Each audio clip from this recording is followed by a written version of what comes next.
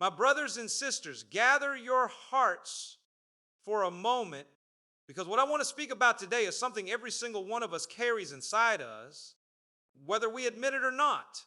It is heavy. It sits in the chest. It stirs the sleep. It changes the way we look at people, the way we greet them, the way we pray. I am talking about the pain of being wronged and the struggle we all face when we are asked to forgive. Think about it honestly. Someone lied about you. Someone took what was yours. A family member said something so cutting that you still remember the exact words years later, word for word, as if it was said this morning. A friend betrayed a trust. A business partner cheated you. A spouse broke a promise. A parent failed you. In a way, a parent should never fail a child.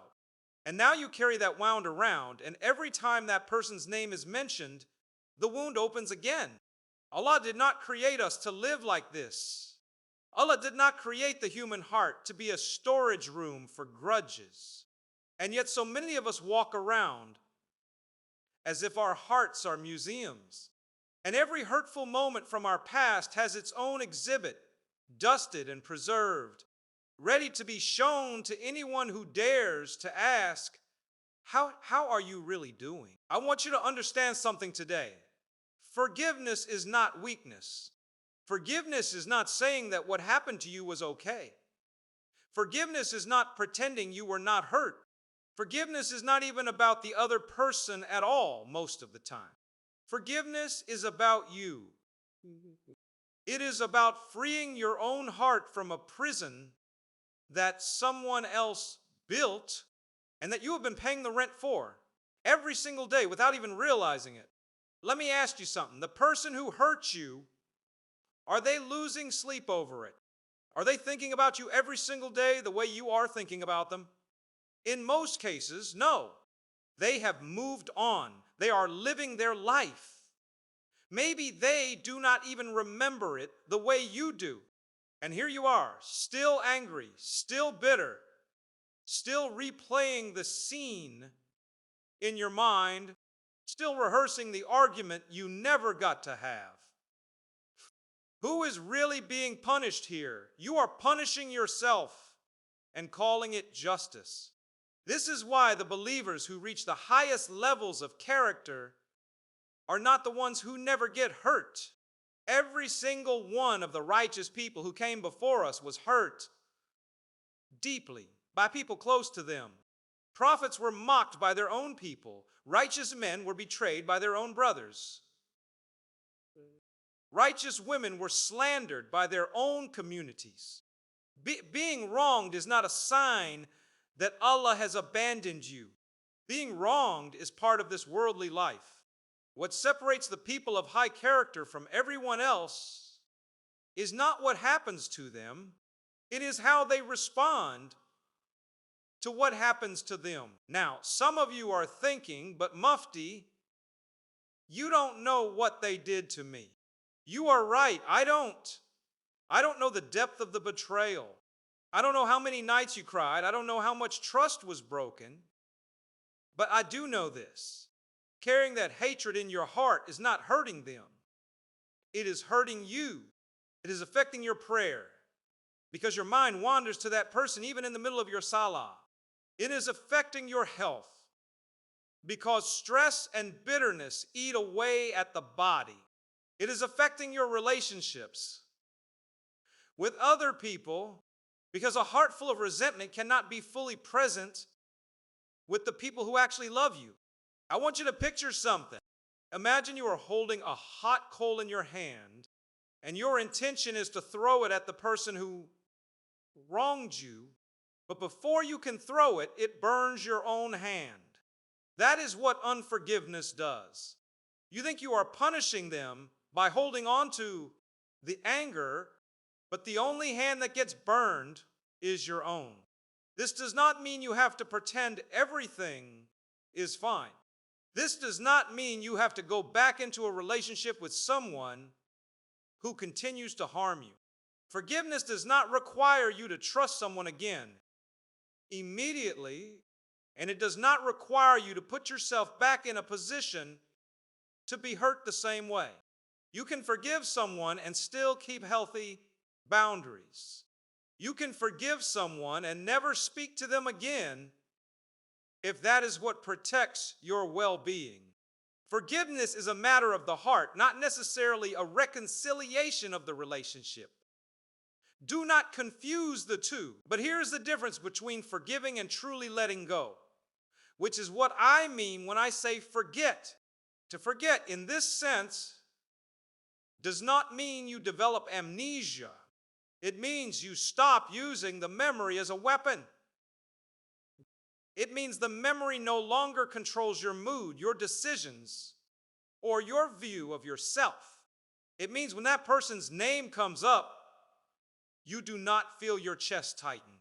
It means you can look back at that chapter of your life and say, yes, that happened and it was painful, but it does not define me anymore. Some of you have been holding on to pain from 10 years ago, 15 years ago, 20 years ago. Some of you are still angry at a parent who has already passed away. Think about that for a moment. The person is gone. They cannot even apologize to you anymore, and yet you are still carrying the weight of what they did as if it happened yesterday. Who is that serving? Not them, not you. Let it go. Not for their sake, for the sake of your own soul. I want to remind you of something profound about the nature of a believer's heart. The strongest people are not the ones who can never be hurt. The strongest people are the ones who choose to be soft-hearted even after being hurt again and again. It takes far more strength to forgive than it does to hold a grudge.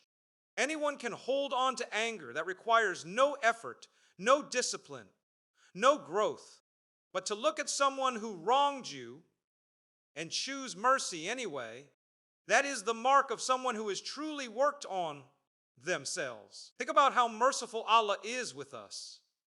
Every single day we disobey.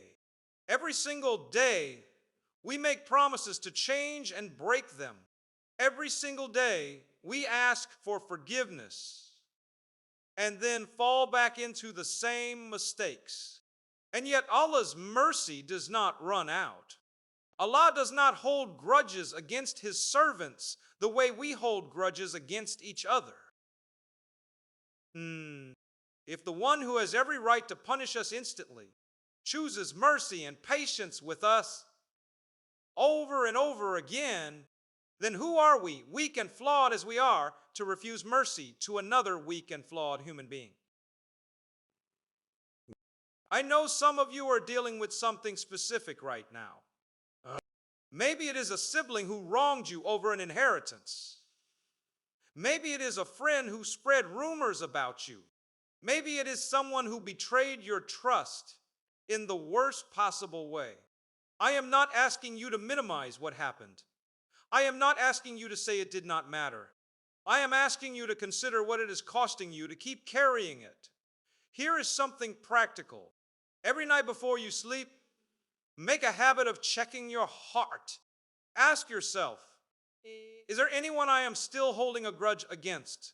Is there anyone whose name still causes a reaction in my chest? And if there is, make sincere dua for them. Not because they deserve it, but because your own heart deserves peace. It is very difficult to hate someone you are consistently making dua for. Over time, that dua softens your own heart before it does anything else. Another practical step: stop rehearsing the story.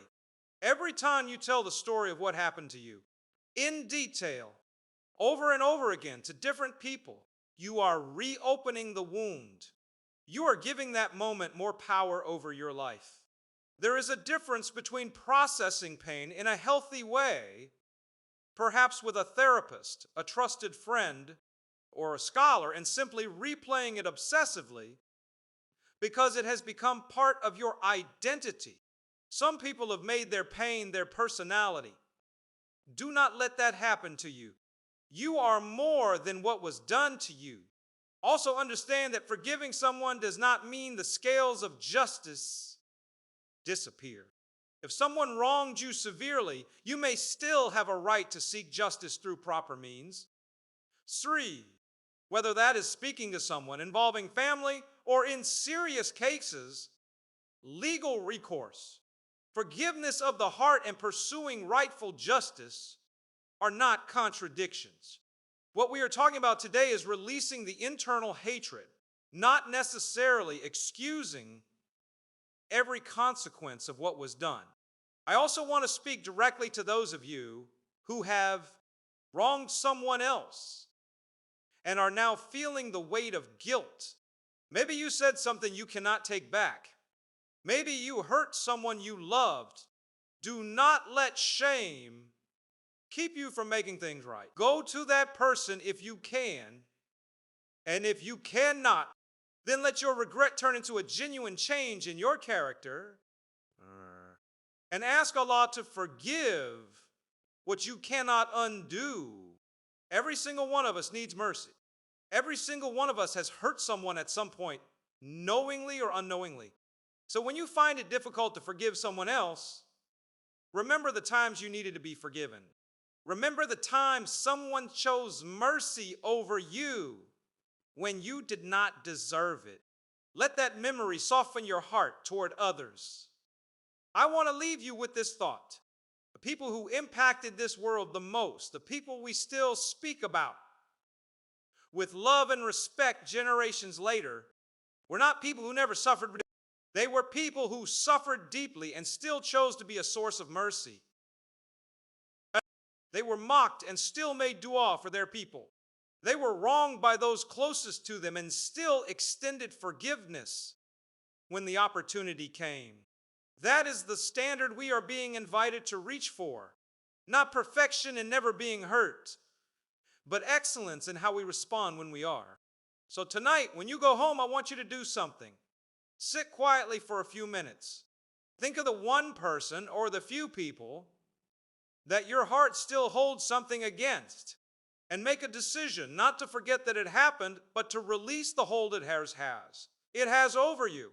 Say to yourself, I forgive this person, not because what they did was right, but because I refuse to let their wrong control my peace any longer.